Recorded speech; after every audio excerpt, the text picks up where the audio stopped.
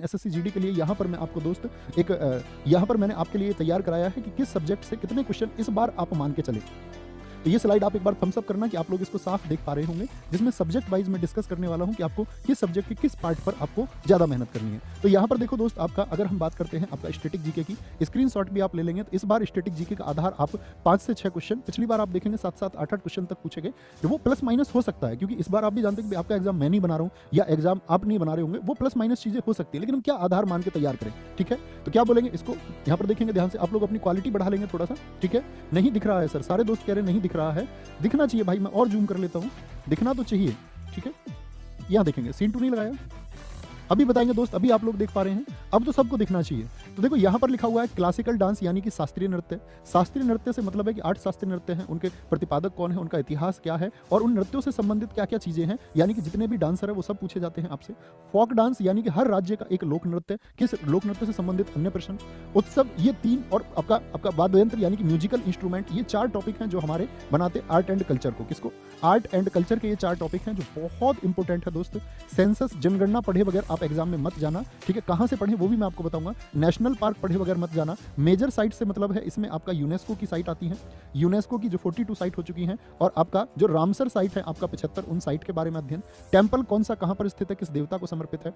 और स्पोर्ट्स, भाई साहब आपका स्टैटिक जीके में 50% का पार्ट स्पोर्ट्स का है, यानी स्पोर्ट्स से मतलब क्रिकेट से संबंधित सभी क्वेश्चन आपके। ठीक है, क्रिकेट से संबंधित सभी प्रश्न, फुटबॉल, हॉकी और अन्य स्पोर्ट्स से उनकी जो ट्रॉफी है और उनके जो टाइम, नेबरिंग कंट्रीज यानी भारत और उसके पड़ोसी देश, उनमें किसकी ऊंची चोटी है, क्या मुद्रा वहां पर है। ठीक है, और इंपोर्टेंट बुक्स, आपका इंपोर्टेंट बुक्स में दोस्त खेल और खिलाड़ियों की पुस्तक। ठीक है, खेल और खिलाड़ियों की जो पुस्तक है वो पूछी जाएंगी आपसे। ठीक है, फिर आता है आपका, इसके बाद में मैं आपको बता दूं, क्योंकि स्लाइड पे काफी कुछ हुआ तो ये शायद आपको दिख रहा होगा तो मुझे एक बार मिटाना पड़ेगा ये। ठीक है, इंपोर्टेंट बुक्स के बाद में दोस्त आप स्क्रीनशॉट ले सकते हैं, तो आप कॉपी में तो अपनी नोट डाउन कर ही लेंगे।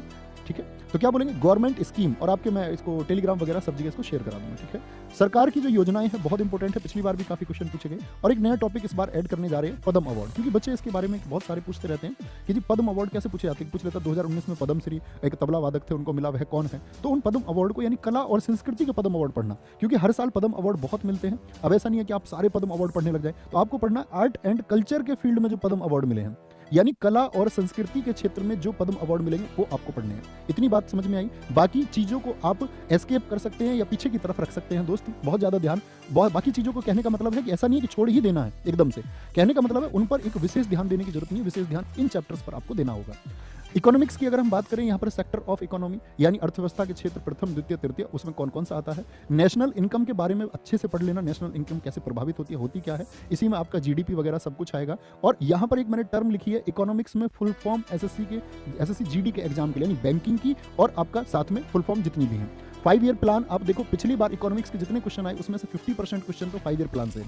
लेकिन 5 ईयर प्लान में हम क्या करते हैं, पहली, तीसरी, चौथी, 5वीं योजनाओं को अच्छे से पढ़ लेते हैं। लेकिन आप देखोगे अब क्वेश्चन जो बनते हैं एसएससी पैटर्न पर, वो 11वीं पंचवर्षीय योजना का उद्देश्य क्या था, 12वीं पंचवर्षीय योजना, यानी आपको योजनाओं को बहुत अच्छे से पढ़ना है। बैंकिंग का इतिहास आपको पढ़ना है, बैंकिंग में आरबीआई और आपके जितने नेशनलाइज बैंक है उनको पढ़ लीजिए। बाकी बैंकों के बारे में तो उनकी स्थापना, उनके हेडक्वार्टर क्या, आरबीआई को बहुत अच्छे से जान लेना। ठीक है, हिस्ट्री की बात मैं करूं दोस्त, आपका यहाँ इकोनॉमिक्स मैंने बताया 1 से 2 क्वेश्चन का आधार मान के तैयारी करना। हिस्ट्री के इस बार आप मान के चलना कि 2 क्वेश्चन ही मान लेना। ठीक है, 2 क्वेश्चन का आधार मान के, एंशिएंट, मिडिएवल और मॉडर्न। और दोस्त सबसे ज्यादा चांस है आपके मॉडर्न हिस्ट्री से क्वेश्चन आने के और एक एंशिएंट हिस्ट्री से क्वेश्चन आने का।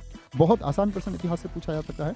मैं भी बात करूंगा कि आप कहां से पढ़ते हैं और कैसे पढ़ सकते हैं। ठीक है, अच्छा जी, इसके बाद में बात करेंगे ज्योग्राफी में। आप दोस्त मैं हमेशा आपसे कहता हूं रिवर्स और ट्रिब्यूटरीज, यानी नदियां और उनकी सहायक नदी। आज ट्रिब्यूटरीज से पूरा ज्योग्राफी एसएससी का इस पर कंसंट्रेट करता है कि ट्रिब्यूटरी से क्वेश्चन पूछ लेता है। बांध कहां पर स्थित है, झील कौन सी कहां पर स्थित है। भारत में मिट्टी के प्रकार बहुत इंपॉर्टेंट टॉपिक है, आज इसका वेटेज बढ़ रहा है। ट्रांसपोर्ट यानी परिवहन, रेल आदि कैसे चलती है। ठीक है, भारत में जो मालवाहक चीजें हैं उनका संचालन कैसे होता है। सोलर सिस्टम में ग्रह, उनके उपग्रह आदि स्थिति, हर ग्रह के बारे में थोड़ा अध्ययन। पृथ्वी के बारे में आपको पूर्ण अध्ययन होना चाहिए, उसके घूमने की दिशा, ऋतु परिवर्तन आदि सब चीजें, घूर्णन, परिक्रमण, ये आपको पता होना चाहिए।